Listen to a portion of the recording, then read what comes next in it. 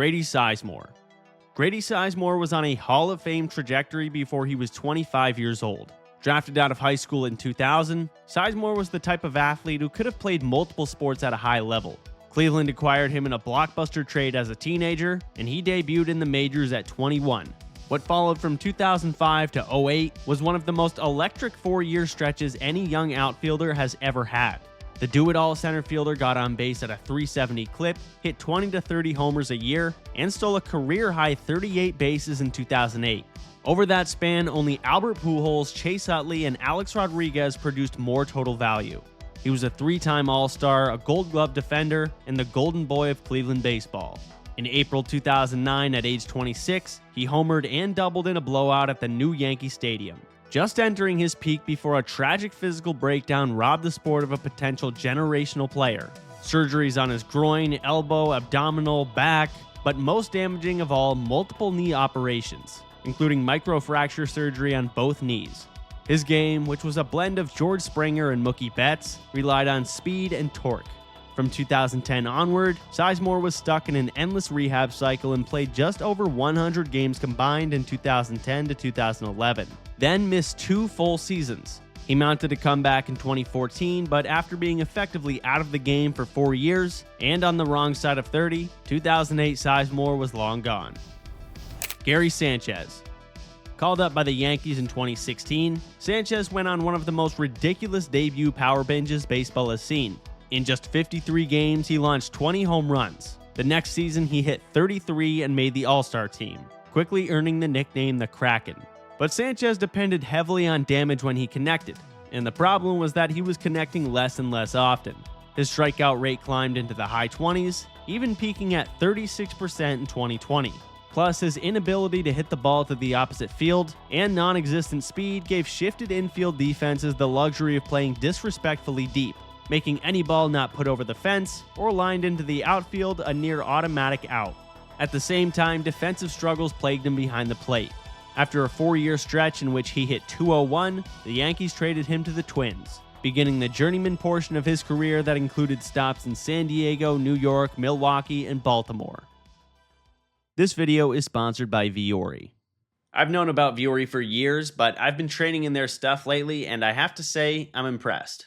This is their performance setup, the Stratotech tees along with the Sunday Performance jogger. The fabric is incredibly soft, it breathes, and is not restrictive at all. And what I like most is it can actually handle a workout. Whether I'm lifting, doing calisthenics, or just going for a really long walk, it stays comfortable. But it still looks good enough to wear for the rest of the day. You can go to the store, hop on a flight, go on a date, whatever you need to do, and still look more than presentable.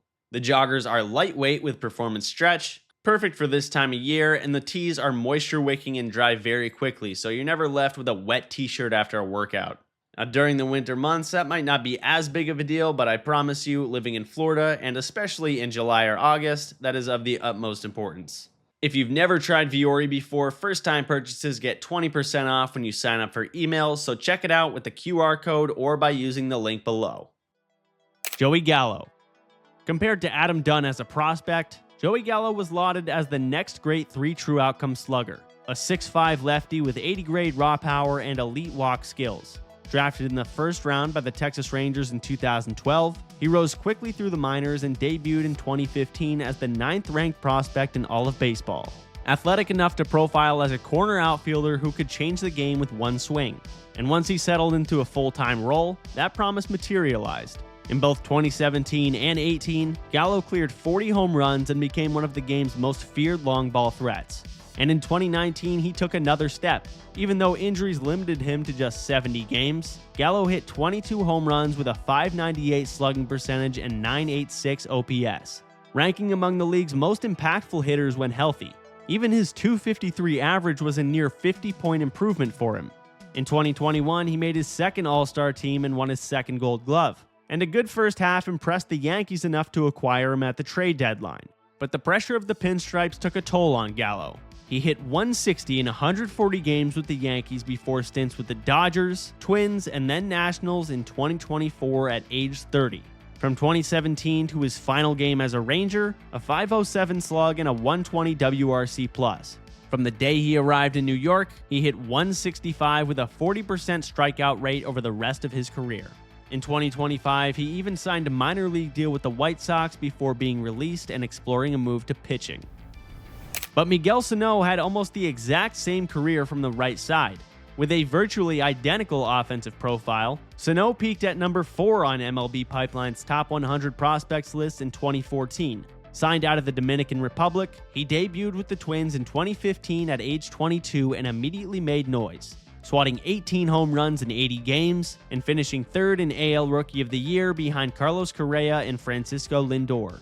At 6'4" and a probably underreported 275 pounds, Sano had elite raw power to all fields. He was rewarded with an All-Star selection in 2017, and though he battled conditioning and inconsistency early, his best season came in 2019, when he stayed healthier and set a career high with 34 home runs in 105 games, a full season pace of 52. That year, he helped the Twins win the Central and followed it with 30 home runs in 2021. But behind the home run totals, Sano's career was marred by injuries, weight problems, and persistent swings and misses, all of which prevented him from becoming the consistent force his power suggested he could be. In 2022, knee issues and poor skills caused his average to plummet to .083 in 20 games, and the Twins let him enter free agency. He came back with the Angels in 2024, but never settled back into the majors, finishing with a .205 average and limited playing time before being released mid-season. He's now signed with the Chunichi Dragons in Japan. Cody Bellinger.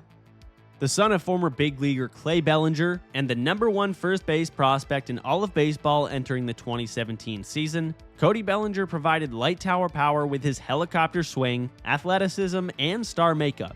After his late April 2017 call-up, Bellinger launched 39 home runs, won Rookie of the Year, and staked his claim as baseball's premier young left-handed slugger. But that was just an appetizer. After a more challenging 2018 sophomore campaign, he took things to another level in 2019. At just 23 years old, Bellinger hit .305, crushed 47 home runs, posted a .1035 OPS, and played Gold Glove right field defense en route to the National League MVP, outproducing the likes of Harper, Arenado, and Machado. However, Bellinger's detractors claimed his season was buoyed by an unreal .431 batting average in April. A bit unreasonable when you consider that he had an OPS over .891 in every month of that year. But fast forward to the 2020 playoffs after the shortened regular season, while celebrating a go-ahead home run in Game 7 of the NLCS, Bellinger dislocated his right shoulder. He popped it back in and kept playing, but the once explosive swing lost its whip. From 2021 to 22, he hit .193, compiled a negative WAR, and his OPS plummeted to .611, lower than his .629 slugging percentage during his MVP campaign. But baseball careers aren't always straight lines. With the Cubs in 2023, a healthier 27-year-old Bellinger reinvented a more contact-oriented version of himself. Not to his previous MVP level, but to the point where he was one of the best hitters in the National League once again. 26 home runs and 97 RBIs in only 130 games while hitting over .300 was more than enough to restore his confidence at the plate. Now, after completing a successful first season in New York, Bellinger has signed a 5-year, $163 million deal to stay in the Bronx for what should be the rest of his prime. Christian Yelich. Bellinger's arc is similar in some ways to that of Christian Yelich, but Yelich didn't experience the same immediate superstardom. In Miami, he was known as an all-fields hitter with speed and a good glove, a high-floor player who hit the ball on the ground a bit too much. Until a trade to Milwaukee in 2018, Yelich exploded, hitting .326 with 36 homers, 22 steals, and a Bonzian second half en route to National League MVP. And he carried every ounce of that momentum into 2019, where he batted .329 with 44 home runs in 130 games and became arguably the best pure hitter in baseball. At 27 years old, he seemed like a future Hall of Famer entering his peak years. But late in that season, Yelich fractured his kneecap on a foul ball, a freak accident he was still expected to bounce back from. But at the same time, chronic back problems were building in the background. After 2019, Yelich's power dropped off a cliff. Over the next 3 seasons, he slashed .243, .358, .388 with 35 home runs in 329 games. He'd smacked 31 big flies in the first half of 2019 alone, and his .745 OPS, while roughly league average, was about 400 points off his MVP form. However, after leading all of baseball in ground ball percentage in 2022, Yelich has gotten back to lifting the ball in his post-peak years, racking up roughly 3 WAR per season with a 128 OPS plus from 2023 to 25. Now 34 years old, he's no longer the terrifying middle-of-the-order force who could take over an entire season, but is still one of the leading men in the heart of the Brewers lineup. But Kris Bryant's fall hits differently because not only was he a National League MVP, but also the face of the Cubs when they broke the curse. Among hitters, Bryant's prospect hype was rivaled only by Harper and Vlad Guerrero in the 2010s. The second overall pick out of UNLV in 2013, he hit 43 home runs in his first full minor league season, prompting many scouts to say that one day he would join the 500 home run club. When he debuted with the Cubs in 2015, he won Rookie of the Year. But in 2016, he hit .292 with 39 home runs and a .939 OPS, won National League MVP, and helped deliver the Cubs their first World Series title in 108 years. At 24, he was one level away from being the face of baseball, but that next level was never found. A slight decline was followed by 3.5 more good years in Chicago, before a 2021 midseason trade to the Giants after his final All-Star appearance. And after signing a 7-year, $182 million contract with the Rockies that offseason, the move to Colorado was the perfect setup to pad stats and confidence at Coors Field.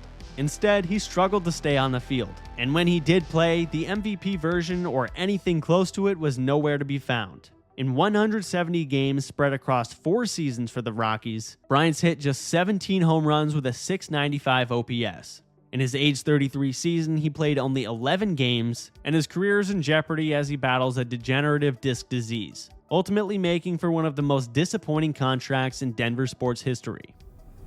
Kind of like Anthony Rendon with the Angels, who was never flashy but quietly dominated in Washington. In 2019, he hit .319 with 34 home runs, an OPS over 1,000, drove in 126, and carried the Nationals through the postseason before taking down Houston in the World Series, which earned him a 7-year, $245 million contract with the Angels prior to his age 30 season. But they failed to account for him being made of glass and also having zero interest in playing baseball after becoming the highest paid third baseman in the sport. He actually lived up to expectations in the pandemic-shortened 2020 season, but that would be the last time Rendon ever resembled anything close to his prime. Over the next 5 seasons in Anaheim, he played just 205 of a possible 810 games, and never cracked double-digit homers or drove in more than 34 runs. After missing the whole 2025 season due to hip surgery, the Angels bought out the final year of his albatross contract and announced he would not be playing for the team in 2026. Andrew Benintendi. A first-round pick by the Red Sox in 2015, he debuted in 2016 as one of the top prospects in all of baseball with a smooth left-handed swing and superb plate approach. Through his first few seasons in Boston, he pushed a .300 average at times with 15 to 20 homer pop that made him a reliable top-of-the-lineup fixture. In 2018, Benintendi hit .290, scored over 100 runs, and won the World Series, putting him on a perennial all-star track as one of the better contact hitters in the American League. But after a down 2019 and injury-plagued 2020, the Red Sox traded him to the Royals during spring training of 2021. And while he still produced a respectable season, his performance had already shifted more toward ordinary than exceptional. He was traded again, this time to the Yankees in the middle of 2022 after his first All-Star selection, but a broken hamate bone cut his season short. Benintendi's move to the White Sox on a 5-year contract in 2023 signaled that teams still believed in his foundational skills. But while he matched a career high with 20 home runs in 2024, his average and OBP dipped to career lows, and his overall offensive impact dropped to below average levels. In 2025, he slashed .240, .307, .431.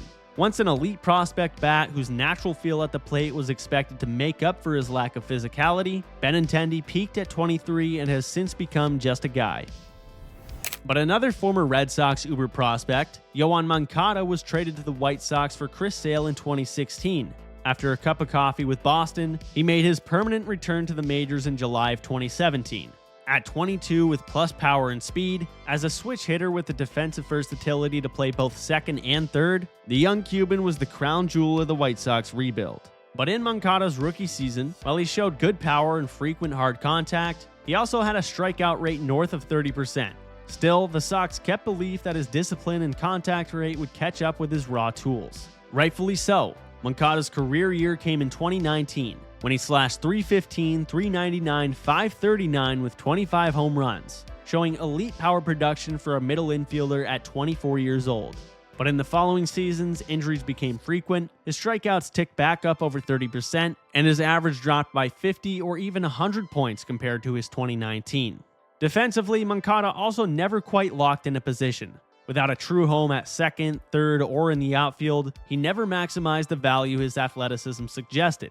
And the same goes for his base running. Despite once having borderline elite speed, he never swiped more than 12 bags in any season. A classic case of raw tools versus feel for the game of baseball.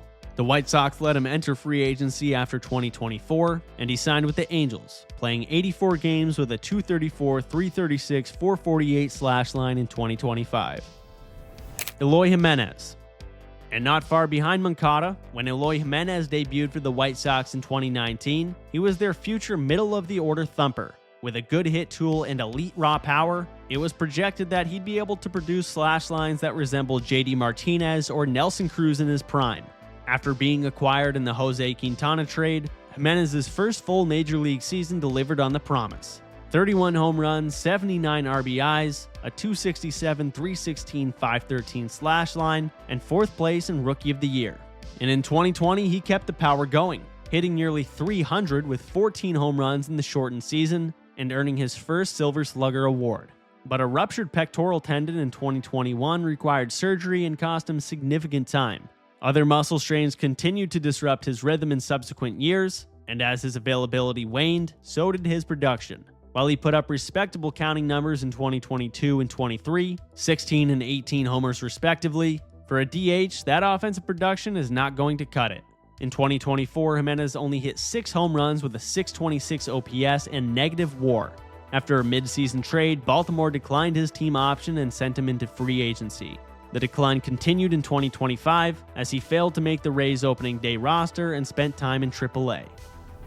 And to complete the White Sox top prospect trifecta, we have Luis Robert. Debuting in 2020, the Cuban product carried a practically dreamlike combination of power, speed, and defense. A true center fielder with all-star or even MVP upside. And for one shining season in 2023, he delivered. Robert slugged 38 home runs, drove in 80, stole 20 bases, scored 90 times, earned his first All-Star selection, and finished 12th in AL MVP. But like his White Sox contemporaries, a torn right hip flexor cost him huge chunks of 21, and wrist, groin, and hamstring issues sidelined him in the seasons that followed. He's only topped 110 games played twice in 6 MLB seasons. And since that magical 23, the production has fallen off a cliff even when healthy. In 2024 and 25 combined, Robert hit just .223, .288, .372 with 14 homers per season. His 2025 offensive production was comfortably below league average, despite showing flashes of improvement after the All-Star break. Robert possesses elite bat speed and sprint speed, yet his production paints the picture of a defensive specialist these days. But hope is not lost. In early 2026, the White Sox traded Robert to the Mets, betting that a change of scenery might revive the star that briefly captivated the league. Fernando Tatis Jr. Tatis debuted in 2019 at 20 years old with the Padres as the number 2 prospect in all of baseball behind only Vlad Guerrero Jr. He immediately electrified baseball with his own rare combination of power, speed, defense, and charisma. In his first 3 seasons, he was among the game's most potent hitters, leading the NL with 42 bombs in 2021, while carrying a near .600 slug and .965 OPS from 2019 to 2021. But just as he was making a run for the title of best player in the National League, a series of setbacks knocked him off course. A shoulder issue in 2021 and a broken wrist from a motorcycle accident that offseason preceded a positive test for a banned anabolic steroid in 2022, for which he received an 80-game suspension, banning him for the rest of that year and delaying his comeback into 2023. Since returning, the superstar has looked like his old self at times, but the overall package is diminished. From 2023 to 25, he slugged .459 with an .803 OPS. Even though he's still among the better players in baseball, those numbers are each about 150 points short of his pre-suspension MVP caliber dominance. But at 27, there's still hope for him returning to that level. Ozzie Albies. Like Tatis, Albies also debuted at 20 years old in 2017 as the number 2 second base prospect in baseball behind Yoan Moncada. A steady producer from early on, he became a 3-time All-Star and 2-time Silver Slugger with the Braves, combining above-average power and speed to star in a lineup that won the World Series in 2021. During his big breakout in 2019, Albies slashed .295, .352, .500 with 24 homers, 86 RBIs, and 102 runs scored. At that point, he was projected to be a perennial 20 to 30 home run middle infielder, and he met those expectations with 30 homer seasons in 2021 and 23. But after an injury-plagued 2024 limited him to 99 games, Albies returned for the full 25 campaign, only to produce the worst offensive season of his career at 28 years old. Across 667 plate appearances, he slashed just .240, .306, .365, with 16 home runs and a .671 OPS. A notable change in approach led to weaker contact across the board. He lost bat speed while producing the worst results of his career against fastballs, and even more concerning, his longtime strength, which was punishing left-handed pitching, disappeared, leaving him merely average there and well below average against righties. Add in a spike in infield pop-ups, declining sprint speed, and slipping defensive range at second, and nearly every part of his game eroded in 2025. At 29 and coming off a broken hamate bone, he's facing an uphill battle to re-establish the power-speed blend that once made him one of the NL's most valuable second basemen. Kyle Lewis. Kyle Lewis's career is one of the most rapid rise and fall arcs of the last decade. After a devastating torn ACL in college scared off some evaluators, the Mariners still drafted him in the first round, believing the Golden Spikes award-winning bat would play. And in 2020, they were absolutely right. In the shortened season, Lewis hit .262 with 11 home runs in 58 games, won AL Rookie of the Year, and appeared on the AL MVP ballot. He showed power to all fields, patience, and surprising athleticism in center field. But in June of 2021, a meniscus tear to that same right knee that threatened his career years earlier shelved him for the rest of the year. In the seasons that followed, Lewis simply could not stay on the field. When he did appear, his extreme strikeout rate made him easily exploitable, and his knee killed his ability to drive the ball with the same authority. His defense declined as mobility became an issue, pushing him away from center field and reducing his overall value. Seattle eventually traded him to Arizona, where he played 16 games in 2023 while batting .157 with a 39% K rate. Adley Rutschman. The number 1 overall pick out of Oregon State in 2019, Rutschman was viewed as a transformative, nearly perfect catching prospect, a switch hitter with excellent plate discipline, leadership, and defense. When he debuted in 2022, he posted a .362 OBP with 5.4 WAR. He handled himself behind the plate and helped take the Orioles from 52 wins in 2021 to 83 in 2022. The next year, he made the All-Star team, won the Silver Slugger, and finished 9th in American League MVP voting on a 101-win Orioles team. But after another All-Star first half in 24, his offensive production fell off sharply post-break, as he hit just .207 with a .585 OPS the rest of the way, a slide that carried into 2025. Where oblique strains kept him to a career-low 90 games, and at the dish he finished hitting .220 with a .673 OPS, the first below-league average offensive season of his career. The power dip was especially glaring. Once a steady extra base threat, he slugged .366 while trying to play through physical setbacks. Baltimore still views the 28-year-old as their frontline catcher, but Rutschman enters 2026 trying to rediscover the version of himself that once led a playoff-caliber lineup. Chris Davis. After establishing himself as an extremely flawed pure slugger with the Texas Rangers, Davis was acquired by the Orioles in 2011 as an upside flyer, but a 33 home run breakout campaign in 2012 saved his career, and in 2013 he became an absolute monster, hitting 53 home runs with 138 RBIs and a .286 average, easily poking home runs out of the extremely hitter-friendly Camden Yards with his 6'4", 250-pound frame en route to a third-place AL MVP finish. From 2012 to 2016, Davis averaged 43 home runs per 162 games, And despite always being among the league leaders in strikeouts, the damage he did upon contact more than made up for it. The Orioles bet on his future by handing him a 7-year, $161 million contract in 2016. But at 30 years old, an immediate decline ensued. His OPS dropped in 3 straight seasons, and in 2018 he hit 168. In 2019, he opened the season 0 for 54, setting the longest hitless streak for a position player in modern MLB history. His game, a blend of Adam Dunn and Ryan Howard, had no margin for physical decline. From 2017 onward, he posted a 185 batting average while striking out 37% of the time, and he only hit 54 home runs in 377 games. It got to the point where the emotions of Orioles fans shifted from anger to just feeling sorry for Chris Davis. He went from one of the most feared hitters in the sport to the most extreme slugger fall-off of the entire decade. Thank you for watching, and if you enjoyed this video, I think you'll like this one too.